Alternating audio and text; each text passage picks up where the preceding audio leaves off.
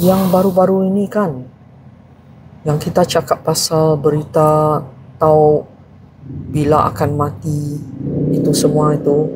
Jadi kalau saya terfikirlah, dalam cerita-cerita yang lepas kamu itu, kamu ada sebut yang datuk kamu sudah tahu yang contohnya adik kamu akan meninggalkah, sudah meninggalkah, begitu. Macam mana dia tahu padahal waktu zaman datuk kamu itu tidak ada semua ini, telefon. Macam mana dia tahu? Okeylah. Memanglah kalau dulu berita kematian keluarga saudara Marah ini susah betul diketahui. Jadi bukan macam sekarang. The moment someone related meninggal dunia terus dibagi tahu melalui telegram lah, WhatsApp lah atau call. Tapi kalau dulu dia banyak bergantung kepada spiritual dan juga nature lah. Maksud kamu macam mana? Macam saya punya datuk dulu, bila dia meninggal, saya sendiri pun ada satu apa yang dilakukan, ada satu adat yang dibuat oleh keluarga orang yang mati. Kalau dululah, bila meninggal, hari terakhir itu, hari yang ketujuh, dia panggil mempisok matikan lampu to allow the spirit to take its belonging lah. Dan hari itu juga dia akan dibagi makan. Jadi kalau dulu cara memberi makan ini dia bukan macam zaman modern. Kalau dulu orang tua-tua yang diberi ditanggung jawab untuk buat perkara begini, mereka akan masak nasi, sediakan makanan kepada si mati dalam dimasak di dalam tin yang kecil saja. Dan cara masak dia itu biasa, dia tidak masak sepenuhnya. Dia cuma itu nasi, dia macam separuh masak saja. Nah, jadi bila saya punya datuk ini meninggal, memang kita tidak tahu. Tapi saya ada mimpi. Saya bermimpi yang saya ada balik di kampung dan saya nampak saya punya datuk ini sedang makan. Tapi bukan di dalam rumah, dia makan di luar rumah. Dan saya nampak itu nasi tidak masak sepenuhnya. Dia cuma ada masak sedikit sajalah. Jadi macam bubur? Bukan bubur, masih nasi tapi tidak masak. Dan dia tidak benarkan saya ambil sedikit pun dari makanan dia. Itu saya punya datuk kata, kau tidak boleh makan ini. Dia sebut kenapa? Dia tidak bagi tahu, begitu saja, kau tidak boleh makan ini. Dia kata, jadi besok pagi, masa itu mungkinlah saya darjah di antara darjah 5, darjah 6 mungkin begitulah. Saya bagi tahu saya punya bapak lah, itu beliau. Saya kata, saya semalam ada mimpi, saya nampak itu datuk sedang makan, dan dia punya nasi dimasak di dalam tin, di dalam macam yang the tin susu junjung. Di dalam tin saja, saya kata. Dan itu nasi, saya kata, belum masak lagi. Dia macam masak sedikit saja. Jadi itu saya punya beliau diam-diam. Tapi saya tengok muka dia berubah sedikit. Lepas itu tidak lama dia kata, Kalau begitu, dia kata kau punya datuk sudah meninggal lah. Dia tidak kata macam begitu. Dia kata biasanya kalau yang orang bagi makan orang yang sudah meninggal ini, dia kata macam begitu. Jadi dia buat keputusan lah, dalam beberapa hari kemudian dia balik kampung lah. Sebab masa itu memang tiada memang tiada berita-berita begitu. Jadi 1 minggu itu dia balik kampung. Dan memang betul lah, bila dia balik dia bagi tahu lah, memang itu kita punya datuk sudah meninggal. Maksud kamu, pada hari ke-7 yang dia sudah meninggal, ya, asalkan hari yang terakhir itu sebelum dikuburkan. Ya, normally begitulah. Biasanya hari yang dipanggil hari ke-7 lah itu yang mempisah gitu. Sampai 7 hari ya? No, after the body is already diburied lah. So have to wait until 7 days. 7 days selepas dikebumikan kah? No, selepas dia meninggal. Oh, dan bila disediakan nasi begitu, dan siapa yang sebenarnya makan? Dialah, the spirit. Oh, the spirit. Jadi tinggalkan nasi itu di mana? Dia just tinggalkan kalau di atas ada macam biasanya adalah disediakan tikar kecil begitu. Oh, so hanya nasi yang disediakan. Nasi ada jangan lauk sedikit tapi tidak banyak. Begitu. Yang lauk maksudnya contohnya whatever lauk lah yang dibagi. Yang dimakan sama-sama oleh orang yang hidup lah. Oh, begitu. Then what happens after this upacara is done? And then only that lah. That's all. So itu satu lah berita, satu macam mana berita itu disampaikan kalau dulu. Nanti sebelum itu, berapa lama kamu tinggalkan yang all this last meal untuk the spirit menjamah itu? Berapa lama?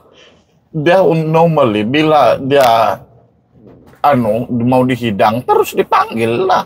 I know. Berapa lama you biarkan hidangan itu berada di sana atas tikar? Itu 1 hari kah?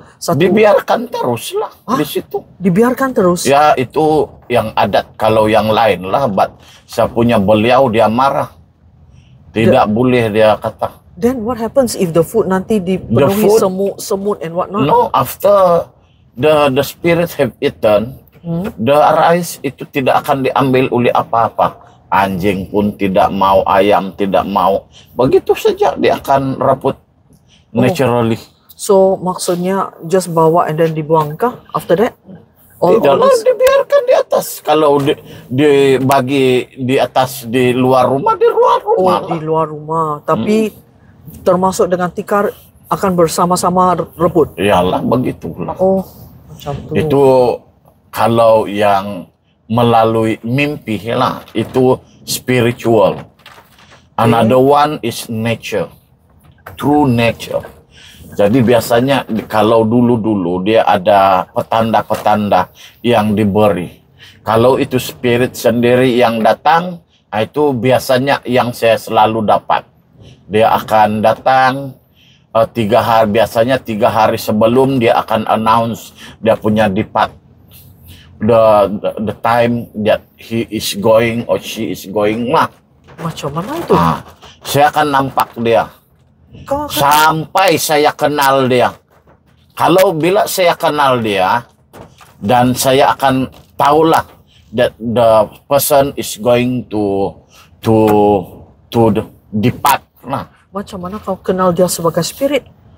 Dia akan datang, yang saya akan nampak. Dia punya rupa itu rupa manusia kah? Ya, memang orang betul lah. Dia akan dia akan buat sampai saya kenal.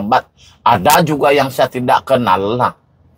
Tapi sebiasanya saya akan kenal. Kau bilang orang biasa, tapi yang orang lain of course tidak nampak lah. Oh, maksudnya kamu saja boleh nampak? Yes.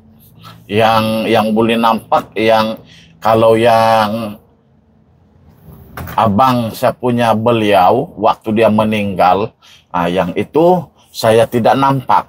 Cuma immediately diberitahu kepada saya, ada someone is going to die. Saya almost screaming during that time. Kenapa? Because suddenly I feel someone is dying. So immediately saya bagi tahu si Maria. So Maria said after that he saw the man while she is washing the clothes outside last time, and then dia Itu waktu dia sudah meninggal ke akan meninggal? yang itu akan meninggal about 3 days before. So dia bagi tahu lah, dia kata saya nampak satu orang lelaki kelihatan macam itu, dia punya kaki, dia kata macam itu kita punya beliau, tapi saya tengok bukan. Terus I thought maybe our granddad lah. Lepas tu? Because he said is almost alike but no. So saya tidak teringat because my uncle ini Dari mana ini uncle-nya? yang di Pinampang, dia memang kelihatan macam itu beliau.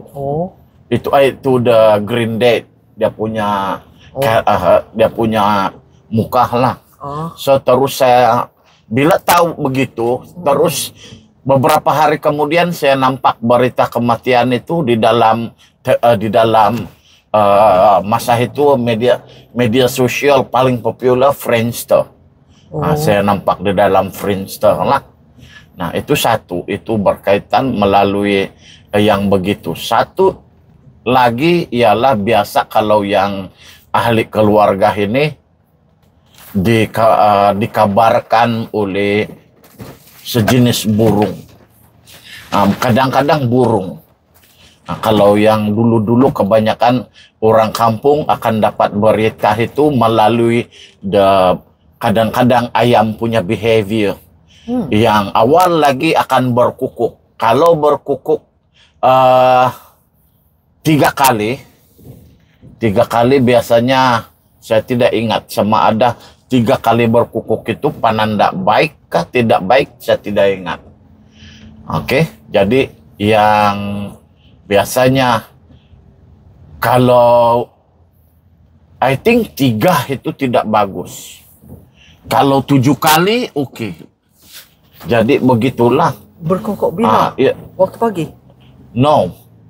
Yang around before 12 o'clock. Kalau ayam berkukuk. Before 12 midnight kah? Yes, before midnight. Dia berkukuk, let's say 9 malam. Dan semua ayam itu berkukuk. Bukan yang di tempat itu saja, tapi seluruh kampung akan bertimpa berkukuk begitu. Itu satu. Yang kedua ialah tiba-tiba burung akan jadi riuh, berterbangan tidak tentu hala. Itu satu. Tapi yang biasanya kalau saya akan dapat penanda ini, ada sejenis burung itu dia akan berbunyi. Kalau burung ini berbunyi, saya akan tahu sudah. The bird is announcing in 1 month begitu ada yang akan meninggal. Yang biasanya saudara marah lah. Dan selepas itu ada yang sejenis burung lagi, bunyi burung lah, tapi saya tidak pernah nampak bunyi burung ini. Burung ini dia berbunyi macam menangis. Dia punya bunyi. Kalau kau dengar, kau tahu. Kalau dia dekat, bunyi itu maksudnya yang akan meninggal ialah saudara marah, orang yang tidak begitu dekat dengan macam saya lah. Tapi kalau bunyi burung itu, dia punya bunyi itu dia macam terlalu jauh yang cukup kita dengar. Yang itu memang ialah di kalangan yang paling dekat lah. Kenapa begitu terbalik? Yang itu memang begitu. Sebab setiap kali ada kejadian begitu dia punya apa? Penanda. Jadi itulah antara penanda-penanda kematian, berita kematian. Saya pun boleh tambahkan satu lagi lah pengalaman. Kalau selepas kau bercakap tentang segala penanda, ada satu waktu saya di SMK B dulu, saya tengah masak di dapur. Tiba-tiba apa yang berlaku ialah di atas kuali yang saya tengah masak tu, sungguh pun saya tengah menggoreng ikan. Saya tak tahu, saya tak ingat apa yang saya menggoreng lah, tapi mungkin ikan lah. Tiba-tiba datang itu blue bottle, itu lalat besar itu. Itu langau lah. Langau. Round. Saya ingat, dari mana ini langau ini? Saya tak pernah pun ada langau sepanjang waktu yang saya masak. So saya cuba like, go away, macam itulah. Lepas tu dia round and round. Kemudian tiba-tiba dia datang secara tiba-tiba, dia pun menghilang secara tiba-tiba. Dan tidak lama selepas itu ada berita yang housemate saya di flat cakap bahawa dia punya adik ataupun abang terlibat di dalam aksiden waktu mereka berada di jalan Sandakan. Yang Sandakan sebelum sampai Sandakan Telupit atau Sandakan Beluran, saya tak pasti. But yang dia punya abang atau adik lelaki ini, because sudah berlaku sangat lama, saya tak ingat mana satu, dia telah tidak tahulah lost control of the vehicle and then crash, dan dia sendiri meninggal, tapi dia punya what do you call passenger, iaitu bapa dia hidup. So bila saya dengar macam tu, and then terus saya punya rakan sejawat itu, waktu tu dia guru sandaran lah, so dia terus mau pergilah, dia dengar berita, dia terus mau bergegas keluar. Dan baru saya teringat balik, apa kaitan langau itu dengan kematian dia sendiri. Baru saya teringat, Allah, orang yang mati itu yang membawa tonggas itu ke flat. Biasa. Jadi tapi biasanya kalau kita ada berita ini, kita mesti secara otomatis akan ingat seseorang. Saya tahulah, itulah yang bila kita ingat waktu itu, bila yang penanda itu ada, biasanya serentak masa itu juga kita akan betul. akan tahu. Yalah, saya terus kaitkan, it's just that saya slow sikit lah because ini pengalaman sudah lampau. Dia yang angkat tonggas tu naik ke flat dan letak tonggas yang satu tu di sana. Itulah sebabnya tiba-tiba bila dia meninggal, dia punya presence pun datang macam tu lah, penanda lah. Adakah itu dia sendiri yang datang ke apa? I don't know, yang itu saya tidak tahu. Yang langau tu.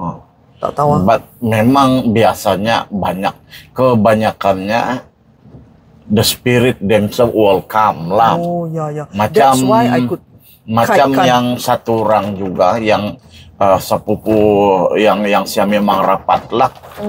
Yang itu dia suka bagi kejut. Yang itu saya memang tahu dia sakit tanat. Jadi 3 hari sebelum dia meninggal pun dia datang buat saya terkejut.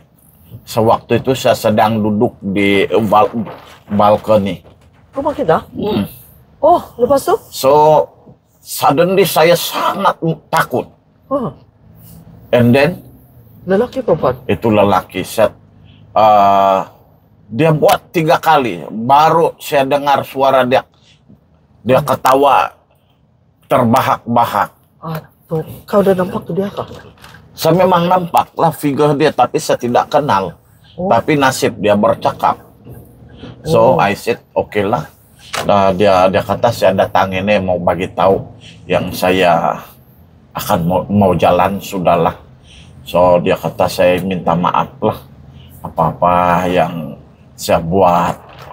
Begitu sajalah.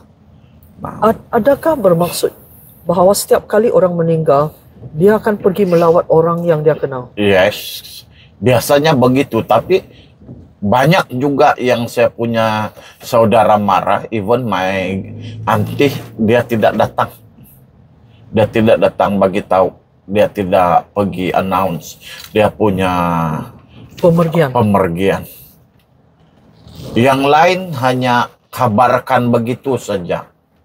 Tapi yang itu biasanya kalau dikabarkan burung yang kabarkan, Nietzsche yang kabarkan, saya tidak akan tahu lah. Nah, begitu. Nah, itu sajalah. Bah.